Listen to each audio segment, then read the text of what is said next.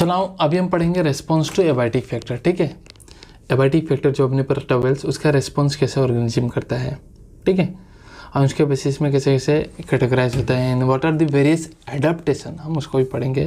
ठीक है, सो देखो बात करते हैं एबायोटिक फैक्टर का। तो इन कोर्स ऑफ इवोल्यूशन ऐसा क्यों नहीं हुआ कि सारा ऑर्गेनिज्म एडाप्ट हो गए हर भी कंडीशन के साथ, एबायोटिक फैक्टर के साथ। जैसे बात करें हमारा मेमल्स का, so we can regulate our body temperature with the external environment.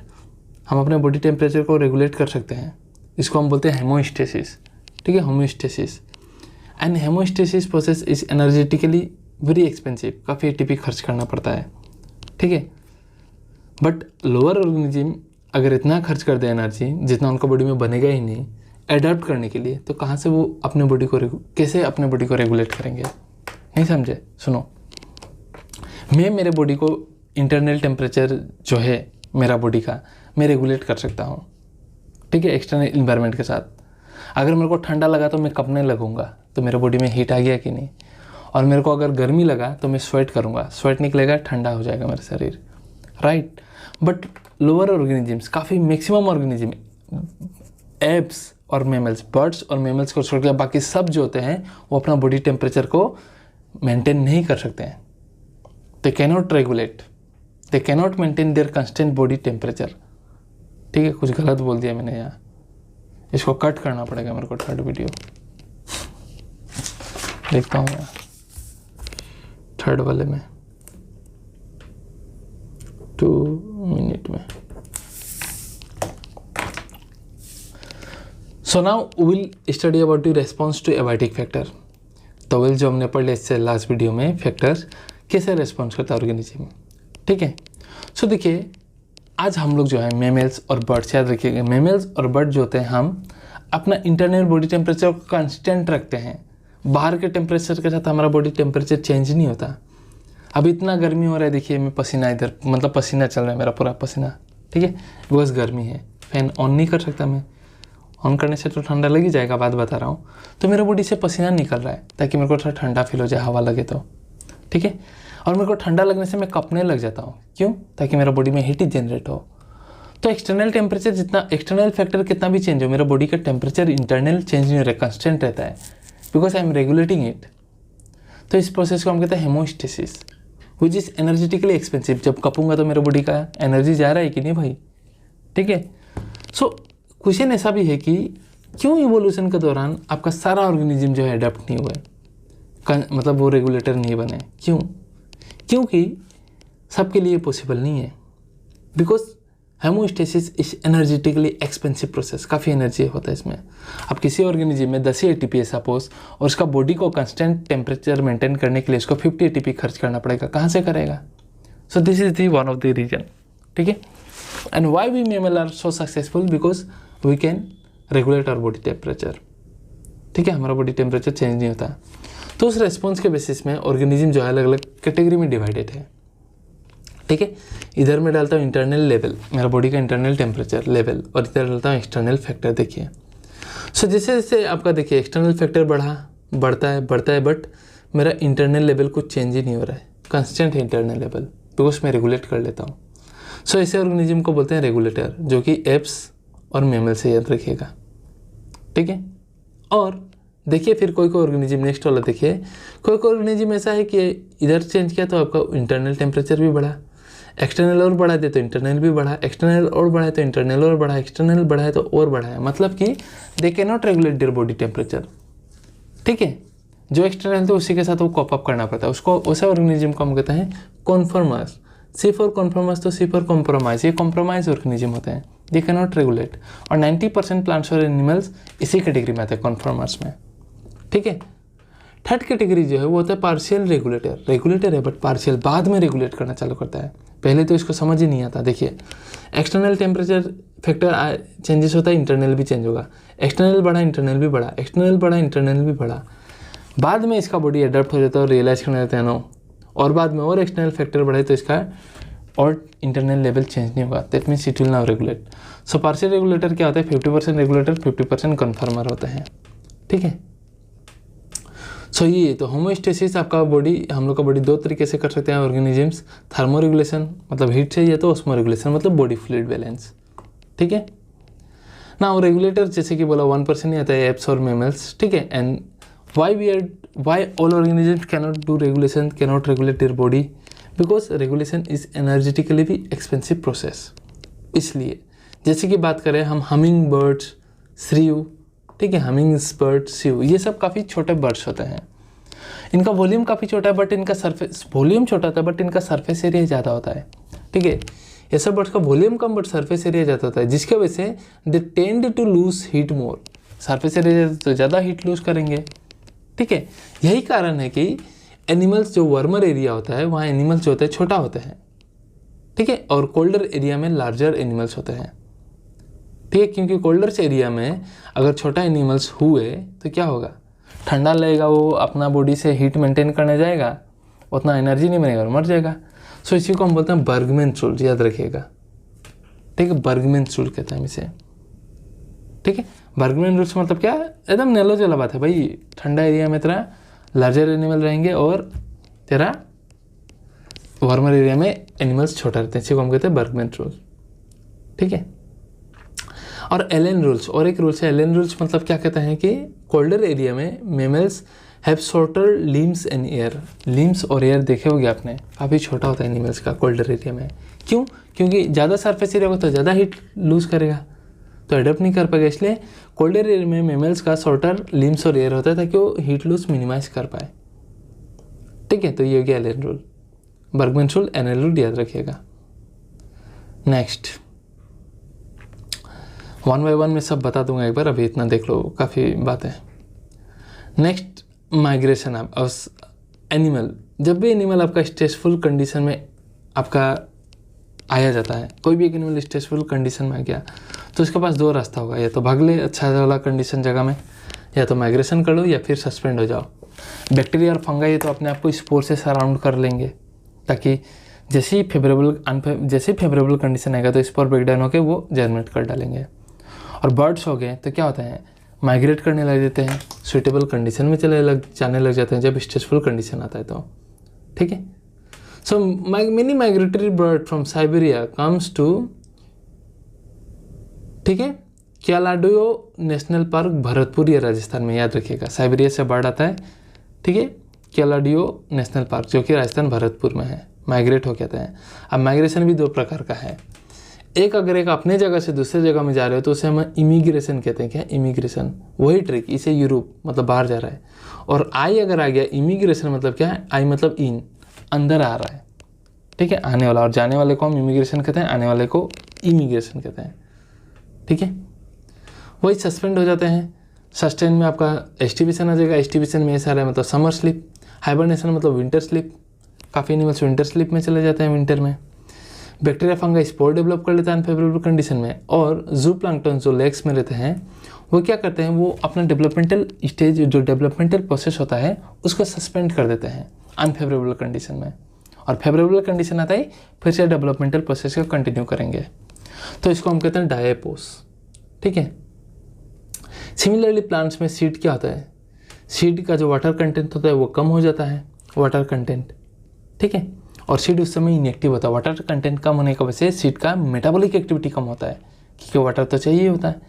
तो सीड में क्या होता है, वाटर कंटेंट कम हो जाता है जब अनफेवरेबल कंडीशन हो, उसका अगर ग्रो करने का टाइम नहीं हुआ है तो, जिसकी वजह से उसका मेटाबॉलिक एक्टिविटी सस्पेंड होता है, ब्लॉक नहीं होता, खत्म नहीं होता, सस्पेंड हो जाता है। और जैसे ही फेवरेबल कंडीशन आएगा, उसको पानी वानी दिया जाएगा तो वापस से मेटाबॉलिक एक्टिविटी चालू होकर सीड जर्मिनेट करना चालू करेगा। ठीक है, सो ये सब कुछ बातें हैं। नेक्स्ट और कुछ बातें हैं, अभी मैं बुक से आपको समझा देता हूँ। तो ये पार्ट जो है नेक्स्ट बुक्स का भी आप देखिए, अभी समझा रहा हूँ। ठीक है,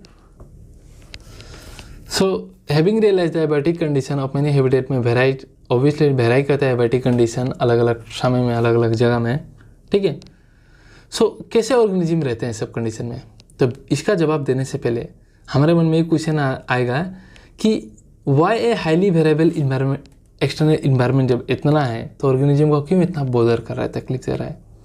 हमें ये एक्सपेक्ट करना चाहिए, सब ये एक्सपेक्ट करते हैं कि during the course of evolution millions of years में many species would have evolve relatively constant internal मतलब रेगुलेटर का बात कर रहे हैं, ठीक है। Environment that permits all biochemical reaction and physiological function to proceed maximal efficiency and thus enhance the overall fitness, ठीक है। कहने का मतलब वही है कि इवोल्यूशन के दौरान सबका ऐसा हो जाना चाहिए था कि देखो अब गर्मी हो या ठंडा, मेरा बॉडी में तो सब मेटाबॉलिक एक्टिविटी बढ़िया से ही चलेगा ना, फिजियोलॉजिकल एक्टिविटी।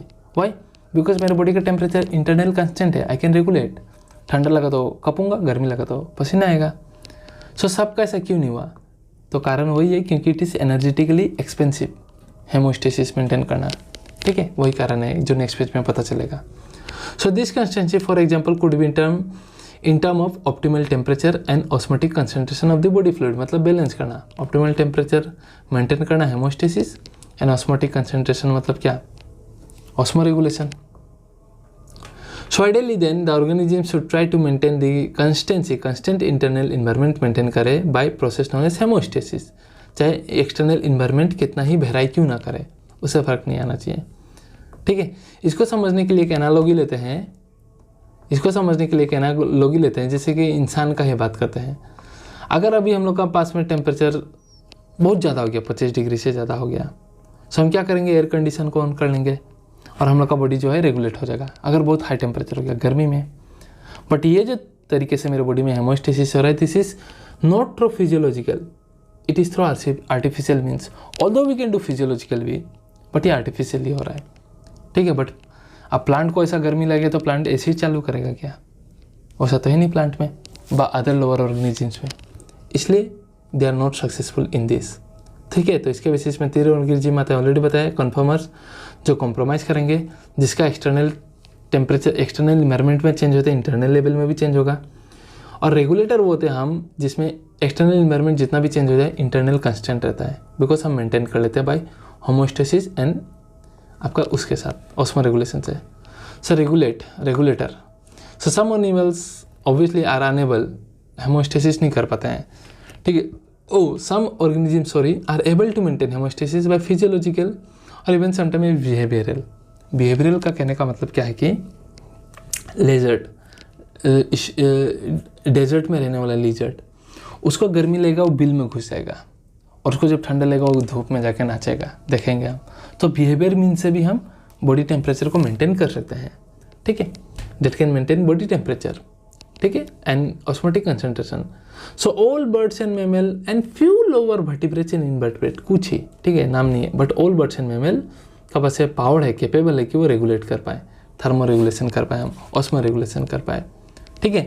सो यही इवोल्यूशनरी सोचते हैं कि इसलिए मेमल्स आर सो सक्सेसफुल, ठीक है। जो कहीं भी रह लेंगे, चाहे तुम अंटार्कटिका में रह दो, सहारा डिजर्ट में रह दो, कहीं भी रह लेंगे, because they can regulate their body temperature. So the mechanism by which most अपने बॉडी को जो रेगुलेट करते हैं सेम ह्यूमन की तरह ही होता है, ठीक है। सो हम अपना बॉडी को कांस्टेंट 37 डिग्री में मेंटेन करके रखते हैं। समर में जब हम बाहर जाते हैं तो हम स्वेट करेंगे तो बॉडी ठंडा होगा, ठीक है, कूल हो जाएगा। और गर्मी में और जब ठंडा लगे, ठीक है, अगर मेरे को ठंडा लगे तो मैं एक्सरसाइज करूँगा या शिवरिंग करूँगा, कपने लगूंगा ताकि मेरा बॉडी गर्म हो। बट प्लांट्स में तो ऐसा में है नहीं, वो तो एक जगह में कांस्टेंट रहेगा, रेगुलेट नहीं कर पाते हैं वो सब, तो वो सब आ जाता है आपका कन्फर्मर में, कॉम्प्रोमाइज़ करते हैं। एक्सटर्नल इन्वायरमेंट चेंज होता है, इंटरनल भी चेंज होगा, ठीक है। तो 99% ऑफ एनिमल्स और प्लांट इसी कैटेगरी में आ जाते हैं, ठीक है, जो cannot maintain constant internal environment maintain नहीं कर पाते हैं, ना ही osmotic concentration. So this are simply conformers, मतलब कॉम्प्रोमाइज़ करते रहते हैं ये सब, ठीक है। सो क्या होता है इसमें भी कुछ उतना दिक्कत वाली बात है नहीं, सारा मुद्दा बाट ऑलरेडी बता के रखा हूँ कि मैंने मतलब हमारे में तो स्विच कर जाते हैं व रिजाइन कर जाते हैं, बट इनमें क्यों नहीं हो पाता कन्फर्मर्स में? Because thermo regulation is energetically expensive. Thermo regulation के लिए काफ़ी एनर्जी लगता है। जैसे कि बात करें वही श्रीव एंड हमिंग बर्ड्स की, हीट लूज या हीट गेन करना, ये सरफेस एरिया का फंक्शन होता है। और हमिंग बर्ड छोटा है वॉल्यूम बट सरफेस एरिया ज़्यादा है, तो हीट ज़्यादा लूज करेगा, जितना बनाएगा नहीं उतना ज़्यादा लूज करेगा, तो कैसे ये ठंडा एरिया में रह पाएगा? तो यही कारण है कि ये ठंडा एरिया में नहीं रह पाता। So since small animal have larger surface area than their volume, they tend to lose heat very fast when it is cool outside. Then they tend to expand. जितना जनरेट करने में लगेगा उससे ज़्यादा वो बर्बाद कर देते हैं, कर देंगे अगर ठंडे एरिया में रहा तो। यही कारण है कि स्मॉल एनिमल जो है पोलर रीजन में नहीं मिलता रेयरली, ठीक है। But in course of evolution काफ़ी ऑर्गेनिज्म अलग अलग एडप्ट हो चुका है, जो कि हम देखेंगे थोड़ी ही देर में, ठीक है। और मैक्सिमम ऑर्गेनिज्म अपने आप से कन्फर्म हो चुके हैं, कन्फ्रंट हो चुके हैं। अगर स्ट्रेसफुल कंडीशन दे दो किसी भी ऑर्गेनिज्म को शॉर्ट ड्यूरेशन के लिए, तो ऑर्गेनिज्म के पास दो ही रास्ता रहेगा, या तो भाग जाए, मतलब सुइटेबल कंडीशन एरिया में चला जाए माइग्रेशन, या फिर सस्पेंड हो जाए, ठीक है। तो माइग्रेशन में आते हैं। So the organism can temporarily move away from the stressful habitat to a more hospital area, बढ़िया सा जगह में, ठीक है। जैसे कि अगर बात करें इंसान की, तो वो दिल्ली से मूव करता है शिमला में, गर्मी में दिल्ली में, गर्मी है तो चलो भाई शिमला टूर करके आते हैं, ठंडा मज़ा आता है, ठंडे क्योंकि वहाँ मौसम ठंडा है, दिल्ली में गर्म है, ठीक है। Similarly many organisms particularly bird winter के समय में, वैसे ही पोलर रीजन में साइबेरिया में ठंडा होता है, विंटर में और ठंडा हो जाएगा बोल के वो माइग्रेशन कर देते हैं। सो एवरी विंटर में ठीक है, कियलाडो नेशनल पार्क भरतपुर राजस्थान में जो है थाउजेंड्स ऑफ माइग्रेटरी बर्ड आते हैं साइबेरिया से, ठीक है, एंड नॉर्थर्न रीजन से माइग्रेट करके। और सस्पेंड मतलब क्या, वही बोला, सस्पेंड हो जाएंगे, कुछ समय के लिए थम हो जाएंगे, ठीक है। सो बैक्टीरिया फंगाई इन लोअर प्लांट्स में क्या होता है, थिक वाली स्पोर बन जाएगा जो उसको सर्वाइव करने में हेल्प करेगा अनफेवरेबल कंडीशन में। फेवरेबल कंडीशन आते हैं वो जर्मिनेट हो जाएगा। हायर प्लांट्स में क्या होता है, सीड्स जो होते हैं, ठीक है, या फिर कोई वेजिटेटिव स्ट्रक्चर जो है वो स्ट्रेसफुल कंडीशन से बाइंड होने के लिए वो भी क्या करते हैं, सस्पेंड हो जाते हैं, ठीक है। और ये कैसे कर पाते हैं वो, तो उनमें वाटर कंटेंट रिड्यूस हो जाता है और वो मेटाबॉलिक एक्टिविटी जो है वो सस्पेंड कर देते हैं, स्लो कर देते हैं। और इस प्रोसेस, इसको हम कहते हैं डोरमेंसी ऑफ सीड, जो कि प्लांट ग्रोथ एंड रेगुलेटर में भी डिटेल्स में पढ़ा के रखा है मैंने, ठीक है। और एनिमल्स का बात करें तो वही है भाई, हाइबरनेशन, विंटर स्लीप, ठीक है। और आपका स्नेल्स और फिश जो होते हैं वो एस्टिवेशन, समर स्लीप चले जाते हैं। और वही बियर्स जो होते हैं वो विंटर स्लीप, ठीक है। और जू प्लैंक्टन जो होते हैं अनफेवरेबल कंडीशन में अपना डेवलपमेंटल स्टेज को रोकते हैं, जिसे हम डायपर्स कहते हैं। सो आई होप गाइस ये टॉपिक वहाँ भी पढ़ा है, यहाँ भी पढ़ा है, काफ़ी बढ़िया से क्लियर हो गया हो, 2 बार सेम चीज़ को रिपीट किया, दिमाग में जगह हो। So if you like the videos, कोई क्वेरी है तो कमेंट सेक्शन में बताना, and stay tuned for the next video guys. Thank you very much.